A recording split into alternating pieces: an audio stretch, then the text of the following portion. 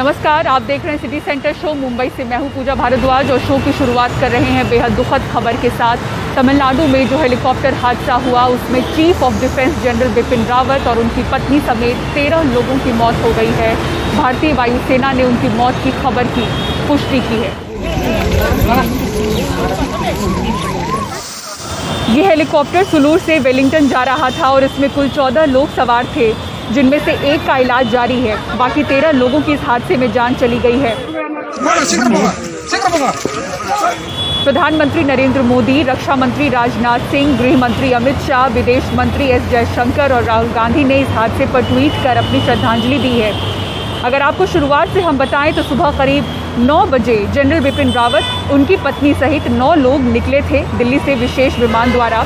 सुबह 11:35 पर वायुसेना के सुलूर हवाई अड्डे पर वो पहुंचे और 11:45 पर हेलीकॉप्टर वेलिंगटन के लिए रवाना हो गया। हेलीकॉप्टर में क्रू सहित 14 लोग मौजूद थे। 12:20 पर सुलूर से 94 किलोमीटर की दूरी पर यह हादसा हुआ।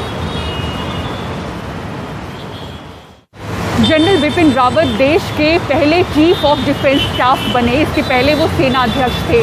आज वो हमारे बीच नहीं है। इससे देश और रक्षा विभाग को बड़ा नुकसान पहुंचा है। एक नज़र उनके जीवन सफर पर।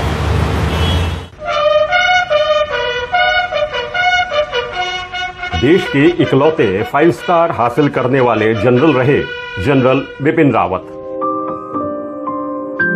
और पहले चीफ ऑफ डिफेंस स्टाफ यानी तीनों सेनाओं के प्रमुख। जनरल बिपिन रावत के लिए देश सबसे अहम रहा। देश की सुरक्षा, देश की मजबूती, इसको लेकर वो हमेशा खुलकर बोलते रहे।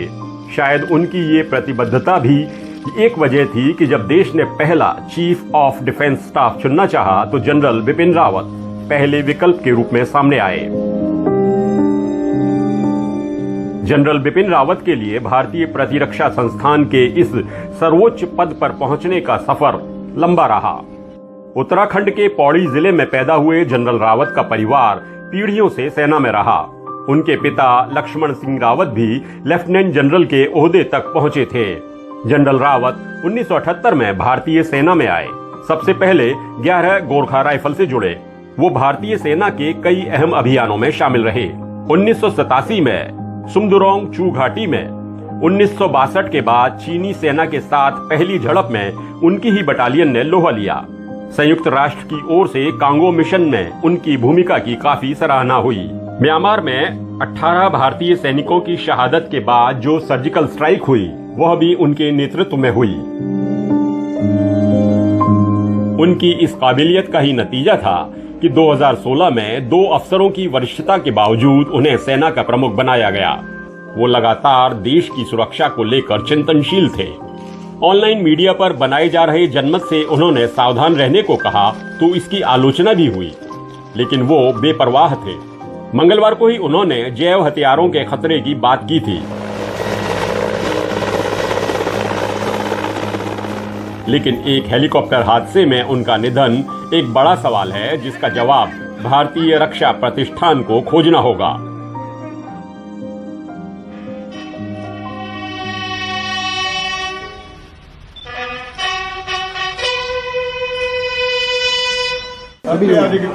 और 1 साल से ज्यादा समय से चल रहा किसान आंदोलन दिल्ली की सीमाओं पर कल खत्म हो सकता है। संयुक्त किसान मोर्चा सरकार के आश्वासन के बाद इस आंदोलन के खत्म होने का ऐलान गुरुवार को कर सकते हैं। सरकार किसानों पर किए गए मुकदमे वापस लेने को तैयार हो गई है। साथ ही न्यूनतम समर्थन मूल्य पर बनने वाली कमेटी में संयुक्त किसान मोर्चा के किसानों को शामिल करने पर भी रजामंद है। जितने हमारे पीछे लोग खड़े हैं ये भी कृपया शांत हो जाइए, चुप रहिए। सिंघू बॉर्डर पर किसान थिरक रहे हैं, मिठाइयां बांटी जा रही हैं, जीत का जश्न भी मनाया जा रहा है। किसान संगठनों को भेजे अपने दूसरे प्रस्ताव में सरकार ने किसानों की लगभग सभी मांगे मान ली हैं। सरकार द्वारा भेजे गए प्रस्ताव के मुताबिक सरकार एमएसपी की गारंटी को लेकर समिति बनाएगी। समिति में संयुक्त किसान मोर्चे के सदस्य शामिल होंगे। सरकार पहले की तरह पंजाब और दूसरे राज्यों से खरीद जारी रखेगी। किसानों पर देश भर में हुए मुकदमे तुरंत वापस होंगे। किसानों को मुआवजा देने पर सरकार राजी है। बिजली बिल पर सरकार किसानों से बात करेगी। पराली जलाने पर किसानों को दंड नहीं भरना होगा। एक ऐतिहासिक जीत दर्ज हो चुकी है। सरकार की तरफ से जो प्रस्ताव आया था वो मंजूर कर लिया गया है। सभी स्टेट से बिना शर्त वापस होंगे। एमएसपी जैसे जारी था वैसे जारी रहेगा। कमेटी आगे एमएसपी को मजबूत करने के लिए फैसला करेगी। किसान संगठनों का कहना है कि अगर सरकार अपने प्रस्ताव पर दस्तखत करके दे दे तो किसान संगठन गुरुवार को 12 बजे बैठक कर आंदोलन खत्म करने का औपचारिक ऐलान कर देंगे। भारत सरकार ने जो रिवाइज्ड प्रपोजल आज हमें भेजा उस पर सभी किसान संगठनों की पूरी सहमति बन गई है और अब केवल एक चीज का इंतजार है कि वो जो अनौपचारिक प्रस्ताव आया था, चूंकि उस पे सहमत है, उस पे मोहर के लेटर हेड पे मिल जाए। कल 12 बजे मीटिंग होगी जिसमें उस पे औपचारिक सहमति बना के इसके निष्कर्ष की घोषणा की जाएगी। किसानों का कहना है कि वो दिल्ली की सीमाओं से जा तो जरूर रहे हैं, लेकिन अपने राज्यों में वो किसानों के मुद्दों पर आंदोलन करते रहेंगे। तो फिलहाल जिनको खालिस्तानी, पाकिस्तानी, चीनी, नक्सली, उपद्रवी, मवाली कहा गया, आज सरकार ने माना है कि वो किसान है। वो 700 किसान जिनकी मौत हुई इस आंदोलन में, सरकार ने माना है कि वो किसान, वो देशद्रोही नहीं है और सरकार उन्हें मुआवजा देने को तैयार है। तो शायद एक सबसे बड़ा आंदोलन जो लंबे वक्त से चलता रहा, ये खत्म जरूर हो रहा है, लेकिन इस आंदोलन ने दिखाया है कि असल आंदोलन क्या होता है, एकता क्या होती है। और सरकार अगर झुकी है तो समझिए कि हर बात मानी जाती है, पर कहने का सलीका होना चाहिए। सहयोगी मनोज ठाकुर के साथ सिंघू बॉर्डर में मुस्कुराते हुए सरदार किसान मजदूरों के साथ सौरभ शुक्ला, एनडीटीवी इंडिया। और भीमा कोरेगांव हिंसा मामले में आरोपी बनाई गई सुधा भारद्वाज को आखिरकार 3 सालों के बाद जमानत मिल गई है। जांच एजेंसी एनआईए ने सुप्रीम कोर्ट तक पहुंचकर जमानत पर रोक लगाने की कोशिश की थी, लेकिन नाकाम रही और आखिरकार बॉम्बे हाईकोर्ट के आदेश के मुताबिक एनआईए की विशेष अदालत ने 50,000 के कैश पर जमानत का जो आदेश है उसको पारित कर दिया। हालांकि कई शर्तें भी लगाई गई हैं। सुनील सिंह की रिपोर्ट देखिए। 2018 से जेल में बंद सुधा भारद्वाज की जेल से रिहाई का रास्ता साफ हो गया है, लेकिन कई शर्तों के साथ। जेल से छूटने के बाद मुंबई में ही रहना होगा। मुंबई में जहां रहेंगी उसकी पूरी जानकारी देनी होगी। मुकदमे की तारीख पर हाजिर रहना होगा। अगर पासपोर्ट है तो उसे सरेंडर करना होगा। सबूतों के साथ छेड़छाड़ नहीं कर सकती हैं, जनसभाओं में शामिल नहीं हो सकती हैं और मीडिया में केस से जुड़ी कोई बात नहीं कर सकती। अदालत में सुधा भारद्वाज के वकील युग चौधरी ने सुधा भारद्वाज को दिल्ली और छत्तीसगढ़ में अदालतों में प्रैक्टिस के लिए जाने की अनुमति देने की मांग की थी और अभिव्यक्ति की आज़ादी का हवाला देते हुए गैग ऑर्डर का विरोध किया था, लेकिन अदालत ने दोनों मांगे ठुकरा दी। बहरहाल सुधा भारद्वाज के करीबी और दोस्त खुश हैं कि 3 साल बाद ही सही उन्हें जमानत तो मिली। 3 साल एक ऐसे व्यक्ति के लिए जो कि आदिवासी मजदूरों के बीच में रहकर और उनके कानूनी लड़ाइयाँ, हक की लड़ाइयाँ और जो डेमोक्रेटिक मूवमेंट है उसका हिस्सा रही, उनके 3 साल आपने जेल में बंद करे गलत कारण के लिए, गलत केस को लेकर, झूठे आरोपों के साथ। तो ये तो बहुत ही अन्याय है और ये अन्याय तो कभी खत्म नहीं होगा। इस अन्याय को आप मिटा नहीं सकते।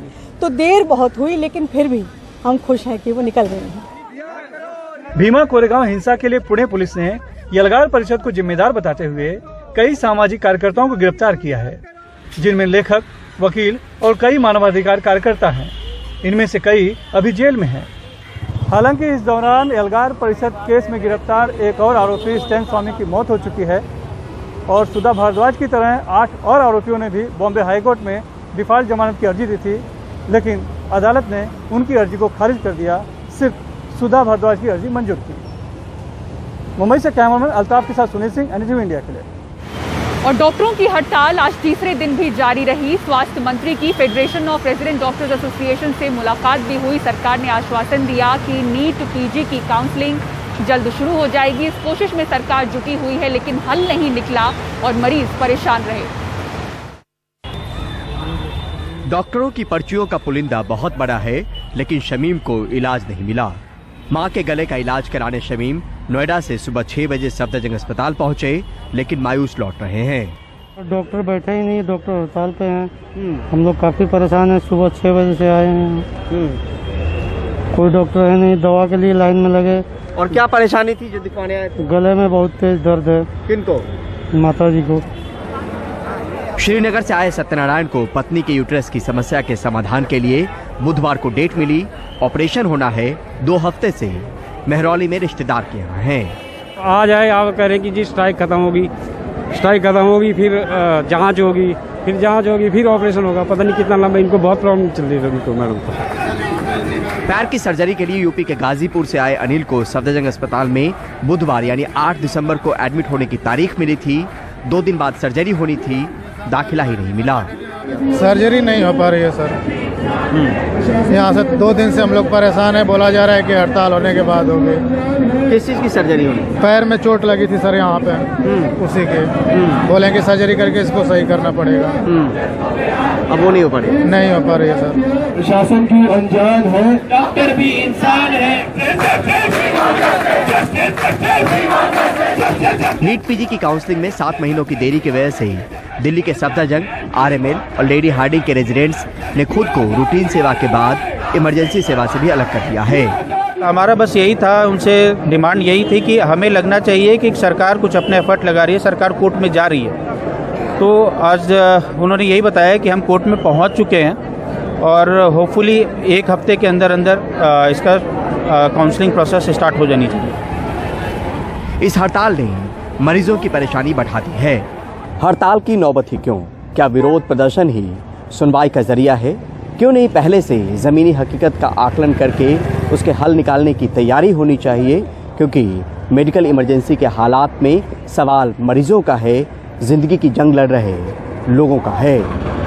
नई दिल्ली से परिमल कुमार, एनडीटीवी इंडिया। और राजस्थान में विकी कौशल और कटरीना कैफ की शादी से पहले कैसी रही हल्दी और मेहंदी, इस पर बात करेंगे ब्रेक के बाद। देखते रहिए सिटी सेंटर शो।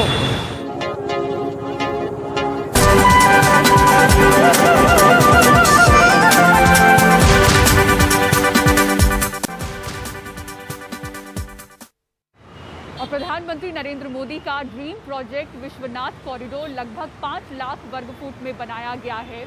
13 तारीख को प्रधानमंत्री इसका लोकार्पण करेंगे। इसमें इस्तेमाल होने वाले सामान को कहां-कहां से लाया गया, इस पर विशेष रिपोर्ट देखिए अजय सिंह की।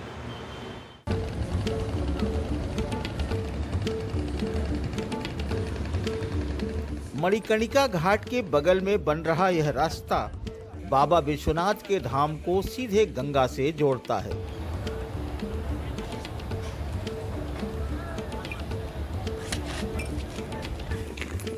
प्रधानमंत्री नरेंद्र मोदी भी 13 तारीख को इसी रास्ते से आ सकते हैं। गंगा के किनारे गेट आधा बनकर तैयार हो चुका है, जो जल्द ही पूरा हो जाएगा। दूसरी इमारतों पर भी दिन रात काम जारी है।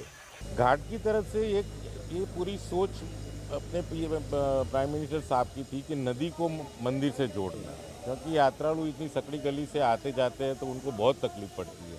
अगर एक ये रास्ता बन जाता है कि नदी से आदमी या नहा के आए या न नहा के आए, बट अगर नदी से उसको सीधा कॉरिडोर मिलता है तो इतने बड़े 5000 स्क्वायर मीटर में जो दर्शनार्थी आते हैं उसकी जगह 5 लाख स्क्वायर फुट में आप एंट्री दे देते हो तो काफ़ी एरिया खुल जाता है, जिससे ये ट्रैफिक जाम हो रहा था गलियों में, वो सब नहीं होगा। विश्वनाथ कॉरिडोर के मंदिर परिसर को सिर्फ बड़ा ही नहीं बनाया गया, बल्कि उसे भव्य रूप भी दिया जा रहा है। स्थापत्य में इसकी प्राचीनता भी झलकती है। बड़े बड़े मेहराबदार 4 द्वार, खूबसूरत नक्काशी वाले स्तंभ और प्रदक्षिणा पथ, जिसमें अलग अलग इलाके के पत्थर लगाए गए हैं। एक्चुअली जो पूरा कॉरिडोर बन रहा है उसमें परिसर जो है उसमें कढ़ाई वाला पत्थर यूज हुआ, जो चुनार है, चुनार स्टोन बोलते हैं उसको, वो वाराणसी के बाजू में मिर्ज़ापुर से आया था। इस स्टोन को हम आबू ले गए, वो आबू को कढ़ाई करके फिर इधर लाके इंस्टॉल किया।